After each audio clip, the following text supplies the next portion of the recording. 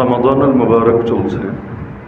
এই মাস যখন শুরু হয় তখন থেকেই আল্লাহর পক্ষ থেকে ফেরেশতারা ঘোষণা দিতে থাকে, ইয়া বাগিয়াল খাইরি আকবিল ওয়া ইয়া বাগিয়াশ শাররি আকসির। হে কল্যাণকামীরা, যারা কল্যাণের প্রত্যাশা করো, তোমরা এগিয়ে আসো, তোমরা সামনের দিকে ধাবিত হতে থাকো। আর হে অকল্যাণকামীরা, তোমরা নিবৃত্ত হও। সারা বছর তো প্রচুর পরিমাণ তোমরা পাপাচারের মধ্যে লিপ্ত থাকো, এই মাসটার মধ্যে অন্তত তোমরা পাপ থেকে কিছুটা খান্তি দেওয়ার চেষ্টা করো।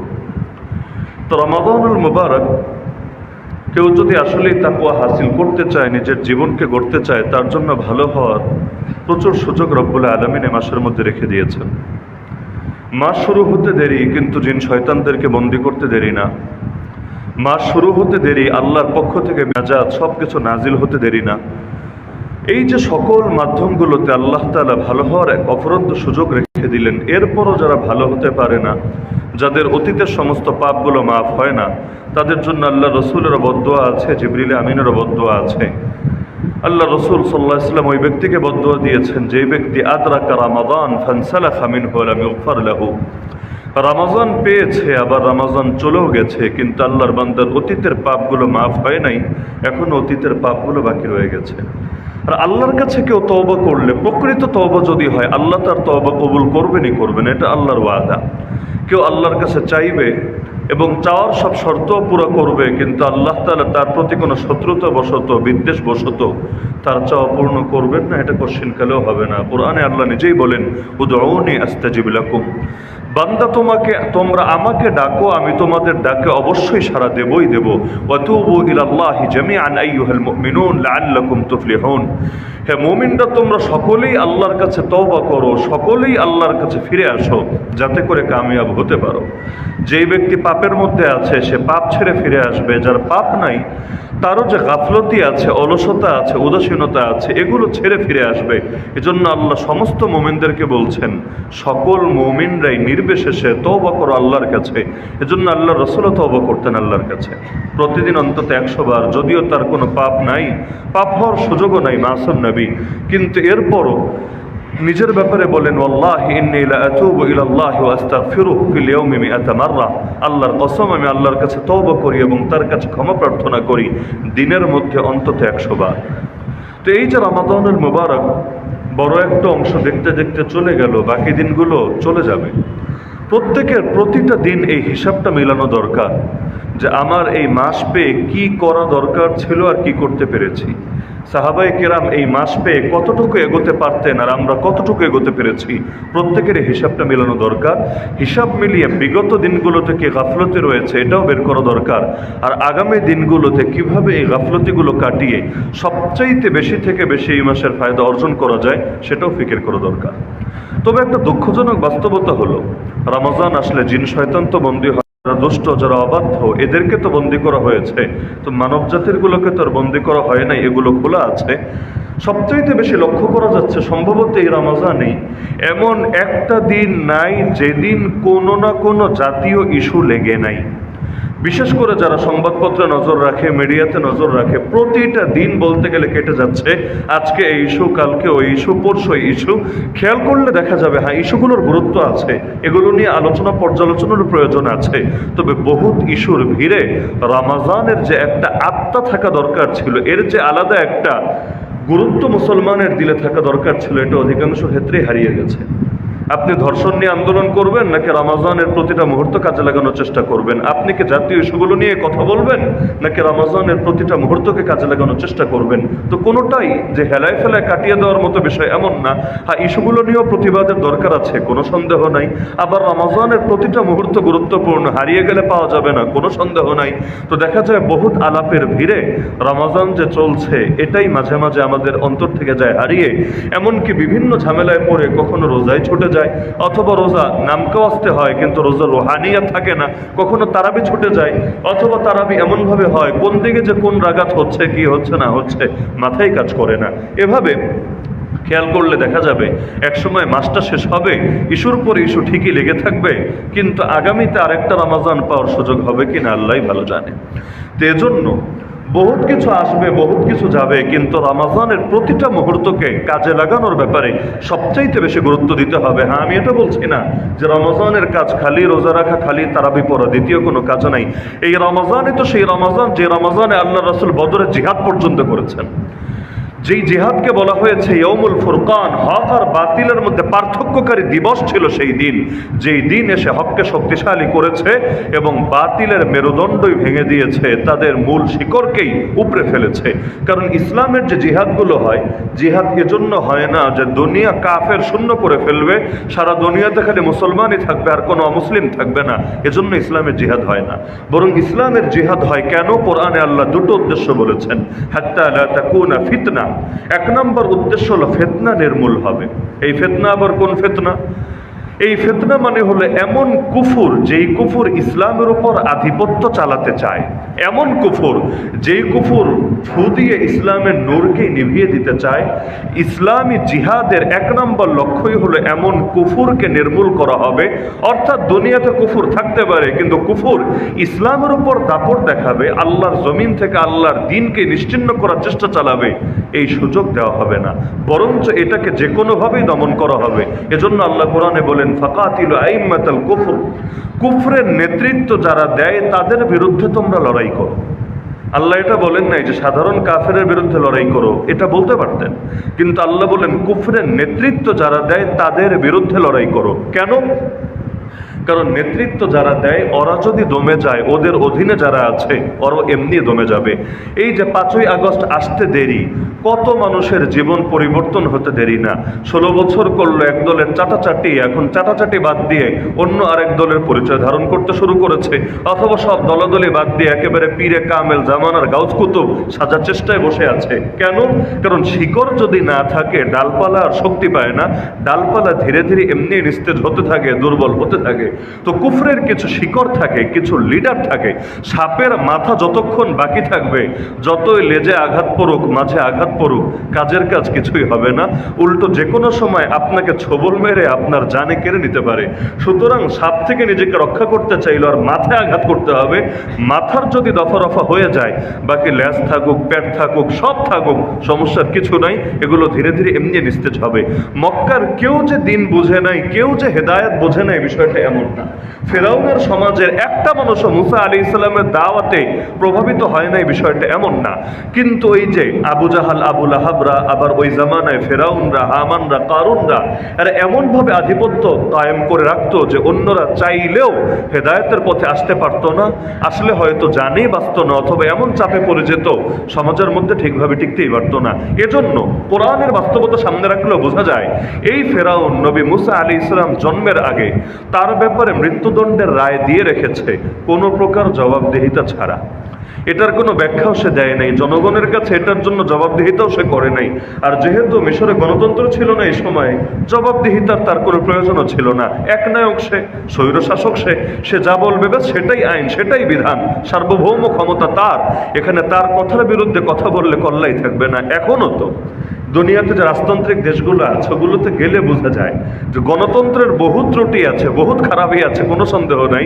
কিন্তু রাজতান্ত্রিক দেশে গেলে বোঝা যায় যে গণতন্ত্রের বহুত খারাপের ভেতরেও কিছু যে কথাবার্তা বলা যায়, কিছু যে আন্দোলন সংগ্রাম করা যায়, এটাও মন্দের ভালো অবশ্যই বলা যায়। কারণ রাজতান্ত্রিক দেশে প্রতিবাদ করতে দেরি, পুলিশ এসে জেলের মধ্যে নিয়ে ভরতে দেরি না। আল্লাহ হেফাজত করুন।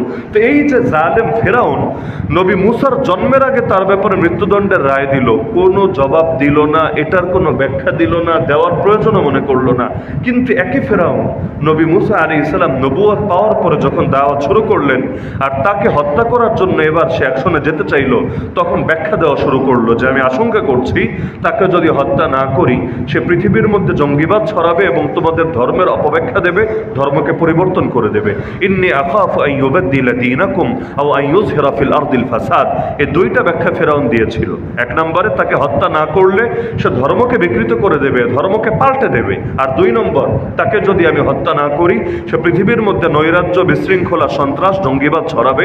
এই দুটো সমস্যাকে দমন করতে চাইলে এই মূসাকে হত্যা করে ফেলতে হবে। তাহলে দেখা যাচ্ছে ছোটবেলায় মারার আগে জবাবদিহিতা করলো না, বড়কালে মারার আগে জবাবদিহিতা করলো কেন?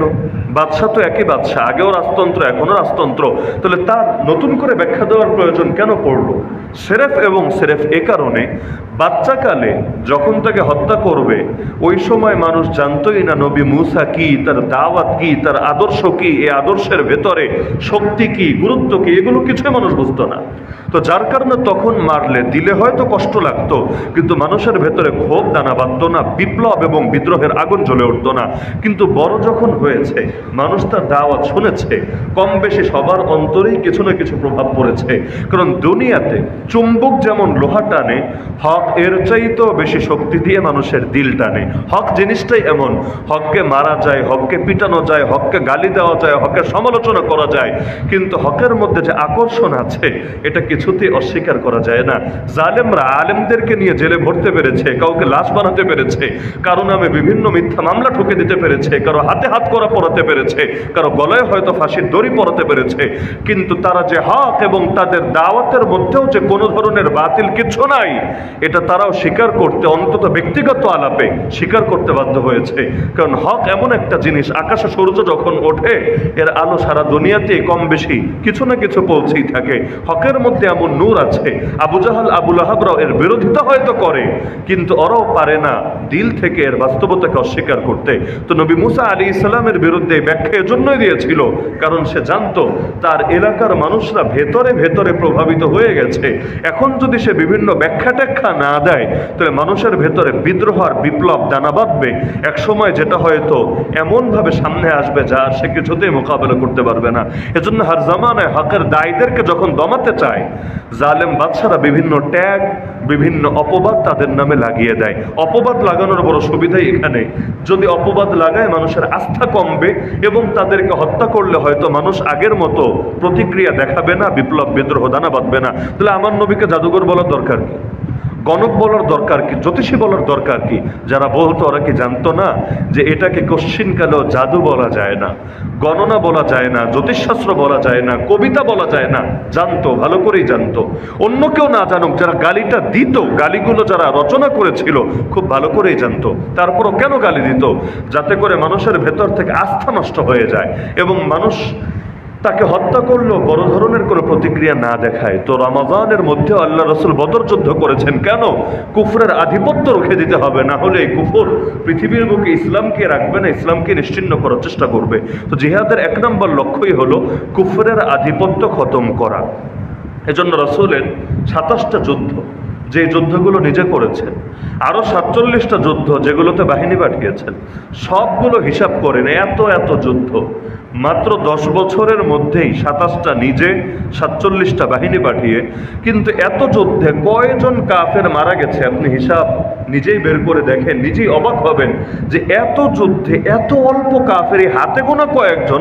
আমাদের দেশে ওই 71 থেকে শুরু করে 24 পর্যন্ত যেই কয়টা মিছিল হয়েছে, এই মিছিলের মধ্যে যেই পরিমাণ মানুষকে গুলি করে হত্যা করা হয়েছে অন্যায়ভাবে, বিচার বহির্ভূতভাবে, এদের চাইতেও কম সংখ্যক মানুষ মারা গিয়েছে যুদ্ধের ময়দানে আল্লাহ রসুল এবং তার সাহাবীদের হাতে। এতগুলো যুদ্ধের ভেতরে এমনকি আমার নবীর হাতে মাত্র একজন কাফের মারা গেছে, মাত্র একজন, নবীর নিজের হাতে। দ্বিতীয় কোনো কাফের মরে নাই, সির্ফ একজন, এবং সেটাও এমন কাফের ছিল যে নবীকে চ্যালেঞ্জ দিয়েছিল যে আল্লাহ রসুলকে সে হত্যা করবে, এজন্য সে নিজের ঘোড়াটাকে খুব যত্ন করে পালে, এই ঘোড়ার পিঠে চড়ে নবীকে মারবে। মক্কায় নবীকে হুঁশিয়ারি দিয়েছিল। আল্লাহ নবী আল্লাহর উপর ভরসা করে বলেছিলেন, না তুই আমাকে হত্যা করতে পারবি না, আমি নিজেই তোকে হত্যা করবো ইনশাআল্লাহ, লা বাল আনা আকতুলুকা ইনশাআল্লাহ। নবীর মুখের কথার যেহেতু দাম আছে, এজন্য আল্লাহ রসুল সাহাবীদেরকে অনুমতি দেন নাই, বলেছেন তোমরা সরো, আমি যেহেতু বলেছি ওর সাথে বোঝাপড়া আমারই হবে, ব্যাস। এরপর আল্লাহ রসুল যুদ্ধ করেছেন এবং আল্লাহ রসুলের আঘাতে সে মারা গিয়েছে। তো জীবনে একটা মাত্র কাফের নবীর হাতে মৃত্যুবরণ করেছে, কিন্তু ফলাফল দেখেন, আল্লাহর জমিনে কুফরের আধিপত্য এমনভাবে খতম হয়েছে, এই মক্কাবাসীরা নবীকে একসময় মক্কায় থাকতেই দেয় নাই, অথচ নবী মক্কা বিজয়ের পর যখন মক্কায় আসলেন ওই সময়ে এমন একটা ঘর বাকি থাকলো না যেই ঘরের লোকেরা কালেমা পড়ে মুসলমান হয়ে গেল না। কেন মুসলমান হলো? নবী তো তরবারি ধরে বলে নাই মুসলমান না হলে তোদের কল্লা থাকবে না। ইসলাম কখনো কাউকে জবরদস্তি করে কালেমা পড়ায় না। লা ইকরাহা ফিদ্দীন, দিন গ্রহণের ক্ষেত্রে কোনো জবরদস্তি নাই। কারো গর্দানি তরবারি ধরে বলা হয় নাই যে তুই কালেমা পড় মুসলমান হয়ে যা। তাহলে হলো কেন? কারণ দিল তো আগ থেকেই তৈরি ছিল, কিন্তু বিভিন্ন প্রতিবন্ধকতা, নেতাদের বিভিন্ন ঝামেলার কারণে তারা পারত না কবুল করতে। বাধা যখন সরে গেছে, কবুল করতে এখন আর কি সমস্যা আছে?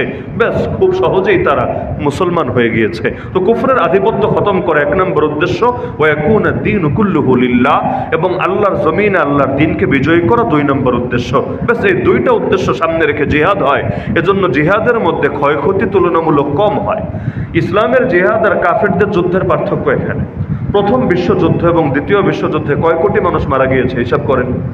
শুধু এই 2 বিশ্বযুদ্ধে যত মানুষ মারা গিয়েছে, ইসলামের 1500 বছরে যত যুদ্ধ হয়েছে, খালি নবী সাহাবীদের হাতে না, এরপর যারা এসেছে অনেকে জালেম ছিল, কোনো সন্দেহ নাই। কিন্তু এই সমস্ত জালেমগুলোরাও যদি মিলান, তারপরে ইসলামের গোটা ইতিহাসে এত লোক মুসলমানের হাতে মরে নাই, যার বহু বহু বহু গুণ বেশি শুধু এই 2 বিশ্বযুদ্ধের মধ্যে এই কাফেরদের হাতে মারা গিয়েছে। এমনকি এক আমেরিকা, শান্তি এবং প্রগতির ধ্বজাধারী এক আমেরিকার হাতে যেই পরিমাণ মানুষ খুন হয়েছে, নারী শিশু থেকে শুরু করে, গোটা ইসলামের ইতিহাসের 10 ভাগের 100 ভাগ মুসলমানের হাতে কাফেররা মরে নাই। তাহলে দেখা যাচ্ছে এরপরও ইসলামরে জঙ্গি বলে গালি দিবে, আর ওরা এত এত খুনোখুনি করার পর ওরাই শান্তি, প্রগতি, গণতন্ত্র, উন্নয়ন, উন্নতি এগুলো ধ্বজাধারী থাকবে। বাংলায় বলে জোর যার মুল্লুকটা, শক্তি আছে, মিডিয়া আছে, ব্যাস নিজেদের সাফাই গাইতে আর বাধা কোথায় আছে? তো রমাজানে আল্লাহ রাসূল বদর যুদ্ধও করেছেন। সুতরাং রমাজানে যদি অন্যায়ের বিরুদ্ধে খালি মিছিল মিটিং নেই, এর চাইতেও বড় কিছু করা লাগে, কোনো সন্দেহ নাই। মুসলমান করবে এবং করতে তো হবেই। কিন্তু ঝামেলা হলো এখানে, আমি এই প্রসঙ্গে বলছিলাম যে জিন শয়তান তো বন্দী আছে, মানুষ শয়তান তো বন্দী নাই। এরা রোজাদাররা রোজা রাখুক সুন্দরভাবে, তৃপ্তির সাথে রোজা রাখুক, তৃপ্তির সাথে তারাবি আদায় করুক, এটা চায় না। বরং রমাজানে এমন ঝামেলা সৃষ্টি করে রাখে যে যাতে করে মুসলমান কিছুতেই শান্তিতে ইবাদত করতে পারে না। আল্লাহ তাআলা এদের হাত থেকে মুসলিম উম্মাহকে হেফাজত করুক।